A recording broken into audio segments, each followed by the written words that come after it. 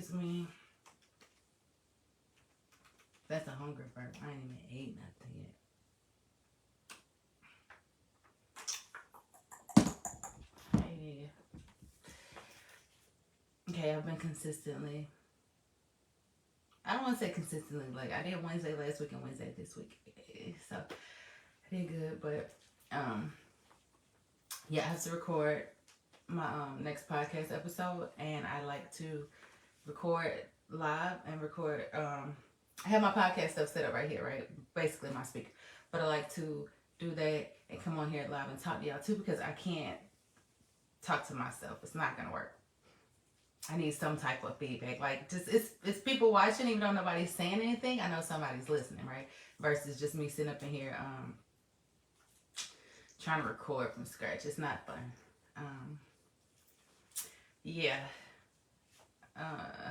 I don't want to be on here too long today. I want to do like 30 minutes. But I do want to give people a little chance to get on here.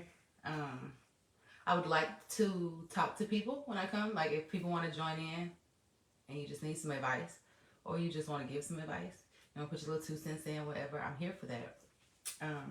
I've been studying astrology. Don't worry.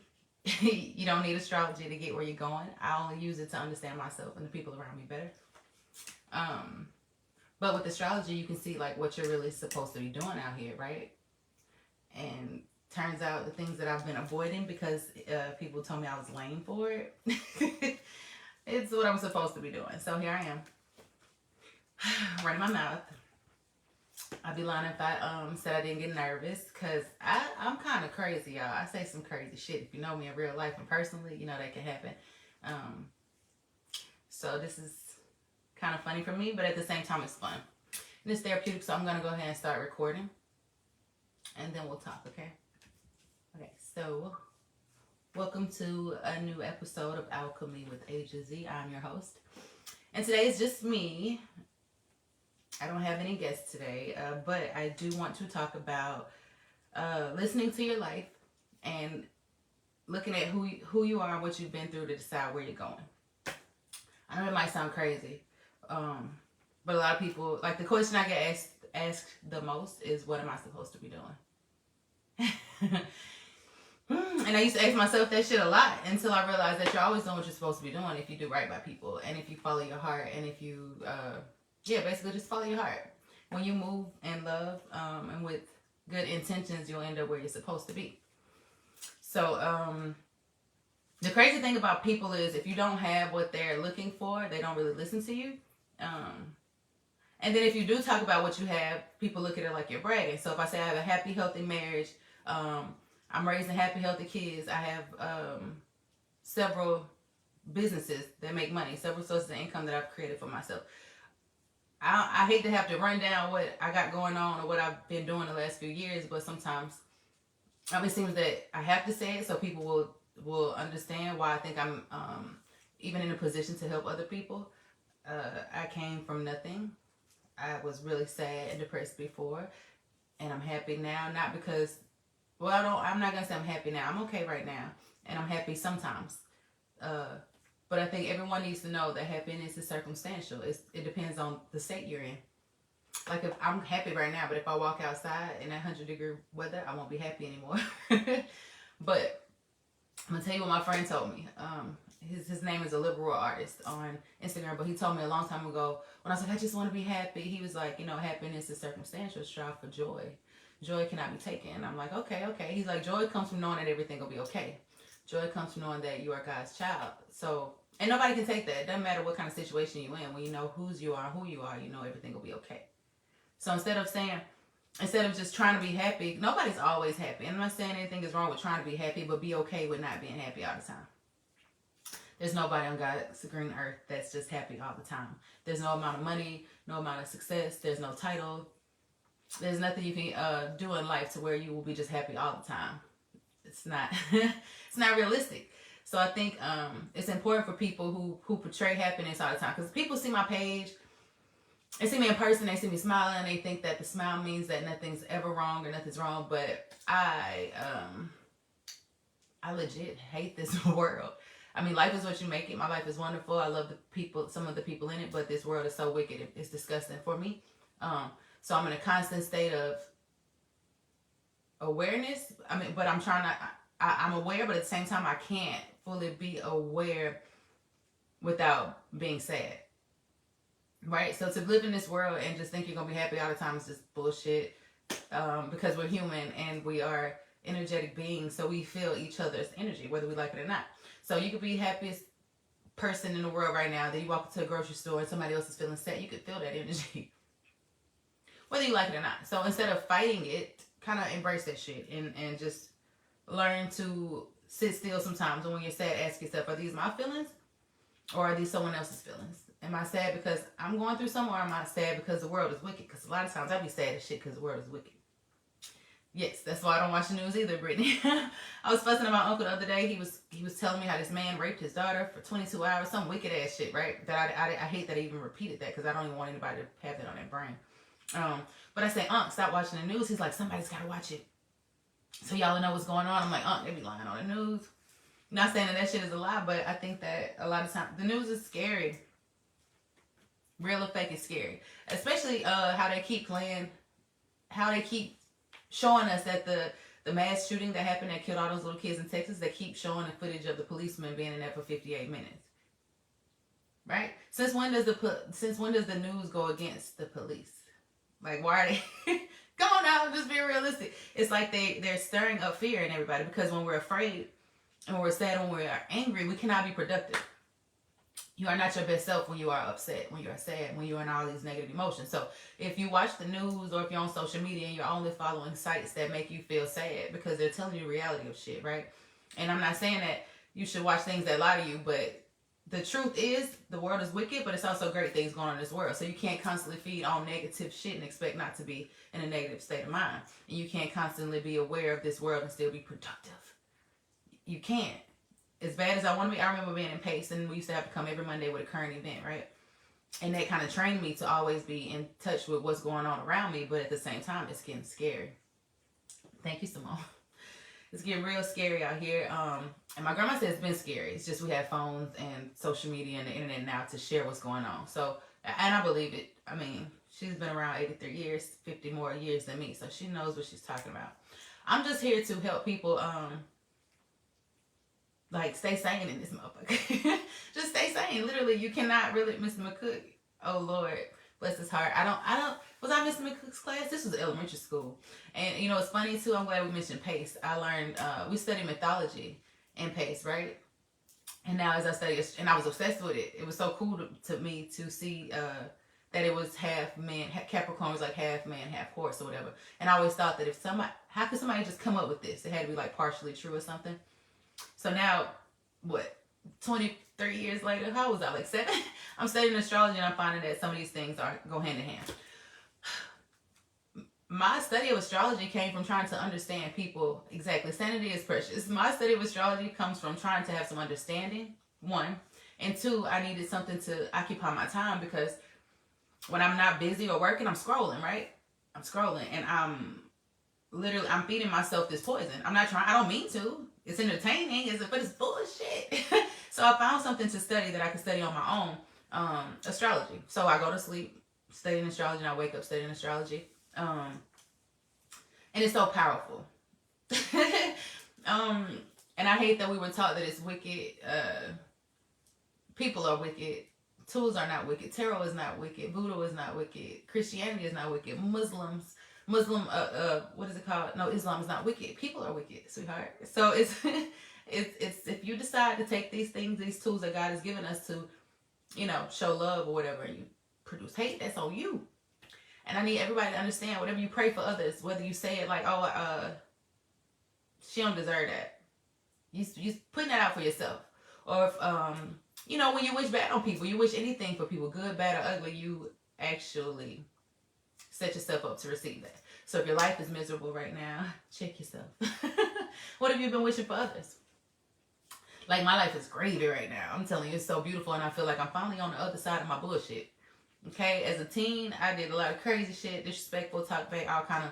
I didn't give a damn, and then when those things started happening to me, I ain't like it. So I stopped doing it, because I didn't want I didn't want bad things to continue to happen to me. So I figured maybe I could good deed my way out of a fucked up life. So I started doing good shit on purpose, like literally showing love on purpose, complimenting people on purpose, going out of my way to help people even when they didn't ask. I'll start just doing good things on purpose, and now my life is like literally good things happening to me every day. And I know it's karma because it's real. So yeah, I'm just here for that. Like, I've learned that a really nice conversation can heal a whole lot of bullshit. Because a lot of times we are sad and upset about things only because we see it from one way. We have this tunnel vision on it because it made us feel a certain type of way, and we don't understand how it's holding on to us. I was got a hold on us until we say it out loud to somebody. And for me, I have a sensitive spot for children because I was an orphan kid whose mom couldn't pull us together, and I felt so fucking lonely. I was so lonely and upset. But I was upset with my parents all the way up until 32. Right? So I'm looking at my peers now like, damn, what happened to you? We all fucked up, but like, what happened? Talk about that shit, because maybe talking about it to somebody will let you know that it wasn't your fault, one. And two, it happens to the best of us. And three, you can keep it pushing. You can still be great. It doesn't matter what you've been through. It don't matter what parents you come from. I know a lot of times we see rich folks or people making it or winning because of the sacrifices their parents make, and it makes people like me who didn't have parents that were able to make those sacrifices. It makes you envious until you realize that you are not lacking. You've never been without anything. So for you to think that because your parents weren't who you thought they were supposed to be, that you are gonna miss out, is bogus, it's bullshit. But you only realize that when somebody tells you that, or once you've actually made it to where, damn, I'm living the life I want to live without my parents' help. Nothing against them, it's just I really thought as a child I couldn't be great because I didn't have their presence. But they didn't even, like, they're gone. They died. I'm really mad at them. And they had no choice. They just couldn't be here. So I'm imagining how many people are out here upset with their parents. Like, legit holding a grudge against their parents. Like, everything that I talk about, preach about, and I don't be meaning to preach, but I be preaching, okay? But it's from experience. Like, I had so many people fucked up. I had my grandma fucked up. I said mosquito, y'all, I'm nervous. But anyway, yeah. Learning, like now that we got a couple cars, right? So you'll assume, because you have one car, that this car, the person next to you is driving, is their car. This is the only car. Maybe but you never assume maybe they got something better at home, bigger at home, anything like that, until you actually have something bigger and better at home. It's like, we see people, like, we'll be out and I'll see somebody with a car like one of the cars we got at home, or vice versa. I'm like, I wonder if they got one of these at home too. So it's like, once your mind stretches to a new world, you can't go back. Like, I automatically assume that everybody is as damaged as I am. And not in a bad way. I just want to be careful with you, just like I want you to be careful with me.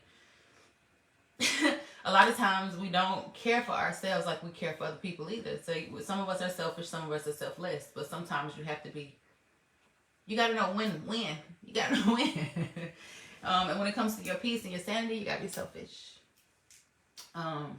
When it comes to relationships with other people, you kind of got to be selfless. You got to put yourself in their shoes sometimes. You got to consider them instead of yourself sometimes. But yeah, I just was so angry. And I'm happy now, and it's just magical. Like, conversations with people is what brought me here. Conversations with people is what helped heal my heart. Conversations with people is what allows me to keep it fucking going. Like, that's my why. People are my why. That's just me though. That's just me. Thank you, Brittany. But I've been wanting to, like, give advice. Like when I get on here, if anybody wants to get on and ask me a question, or what do I think, or how would I go about something, I want to be able to help people. Like, I'm in a very good marriage, and it's because we were friends first. And we learned a whole lot the hard way the first couple of years. But we're like at year 7 now. And I'm just like, thank you, God. And now I know why the devil tries so hard to tear us apart. The things that we've been able to accomplish. And I don't just mean material-wise. Like, the material shit is amazing. I never thought that I could hit a cartwheel in one of my hallways. I have 2 hallways in my house. But God did that. Right? That's just the material stuff. Let me tell you about this spiritual thing that he's doing in me and in my husband and in my home and in my businesses and everywhere that I go. You gotta understand it. Yes, I healed intentionally though. Yeah, because if you don't heal, you hurt everybody around you, sis. I broke a nail this morning. I took my real nail off too. Don't let your shit grow out for too long because it'll be bad. But yeah, I mean, some people, I think we all want to heal, but a lot of people are intimidated by it. They're like, oh, I'm so fucked up, it's going to take forever. But we all fucked up. Start now, start somewhere. Start with being honest about how you feel. The good, the bad, the ugly. I don't give a fuck if it's your mama, it's your daddy. If you feel some type of way about it, talk to somebody about it because they're not perfect. They're human. So you gotta, somebody like me is going to tell you to try to separate yourself from the title of their child. So you won't look at them like God. Look at them as humans in this fucked up ass world, and then all of a sudden your perspective changes. How hard is it for you to accomplish things in this world? All right, now look at your parents and the world they grew up in. They didn't have the World Wide Web like we do. Well, we can get on this bitch and make money from talking. They didn't have these advantages. They didn't have the work from home option. Like, I'm not trying to make excuses. I'm just saying they're human too. Give them grace so that you can breathe. Like, because you holding on to grudges against them is hindering you. Nobody else. Nobody else. Yeah, it's scary. A lot of us women have issues with other women because of the issues with our moms. We don't trust other women because our mom wasn't trustworthy. I know it sounds like a lot. Or some of us have moms that are jealous of us. So you can't fathom a woman actually being your friend. I know that sounds crazy. Mom's jealousy. I meet women every other day whose own mother is jealous. And it creates this anger in them. But let it make you, not break you. Like some of them are bomb-ass moms because of that shit. It's like, okay, my mama wants shit, so I'm going hard for mine. Like me. Not to say my mom was jealous. I don't know what she had going on. I think she was just...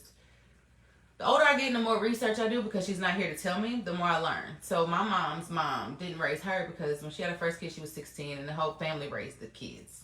Like it took a village. So here's my mom, 5 kids. And I think her and my dad were married. I still don't have proof of whether that was true or not. It's a lot that has gone unanswered, but at the end of the day, what's important? It's not really that important. What's important is that I'm happy and that I am healthy and that I teach my children how to cope with their trauma properly, okay? Because if all we do is smoke our problems away, all we do is drink our problems away, the children are watching.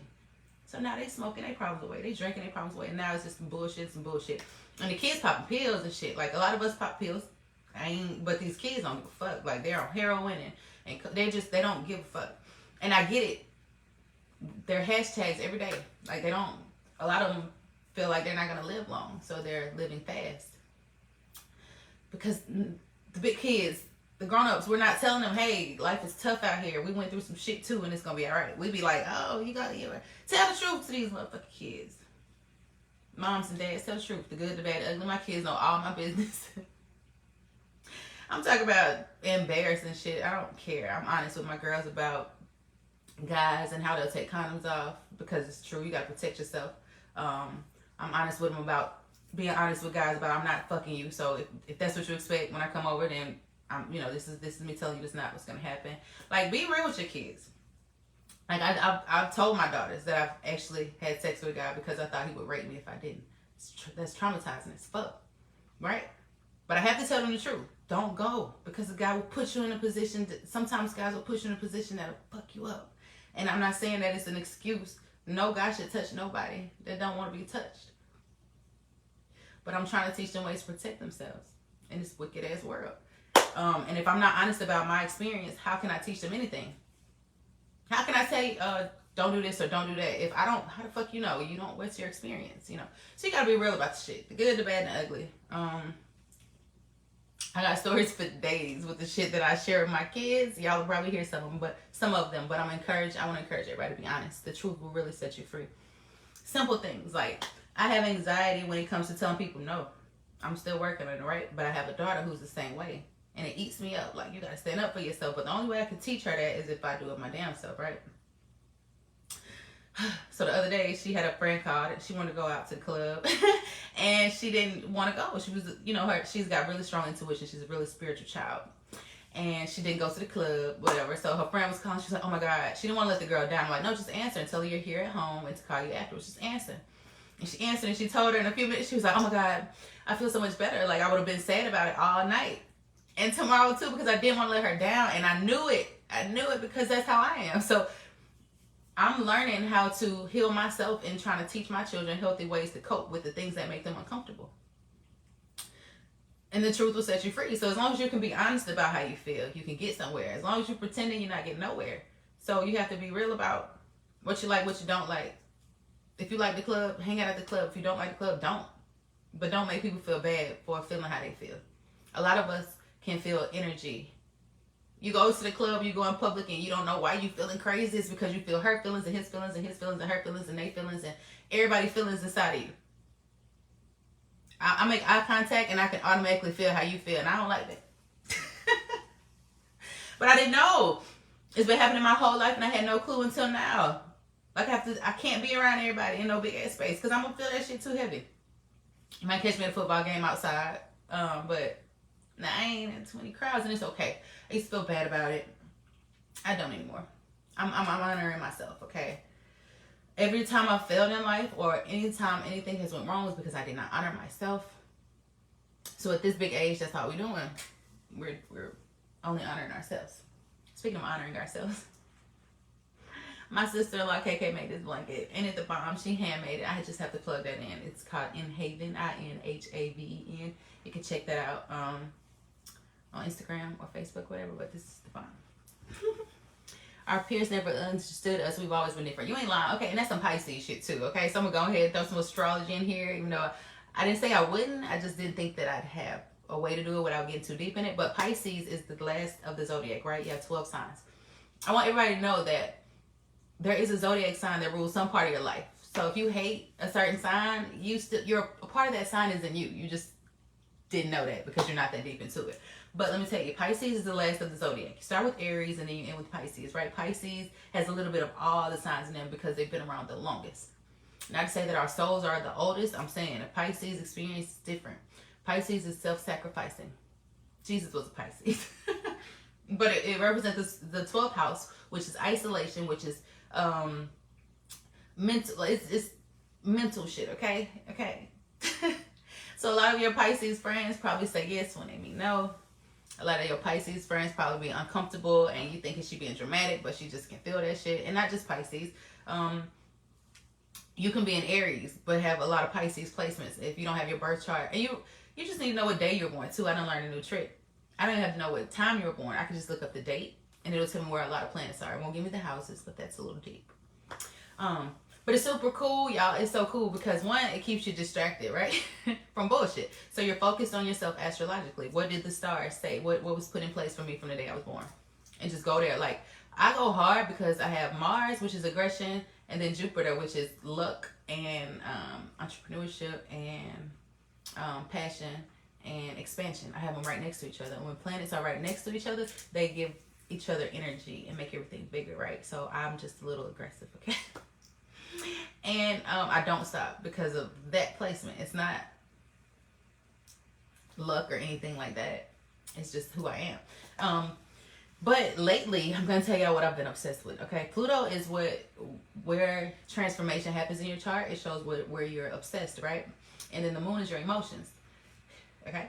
So when two people come together, we can just be hanging out.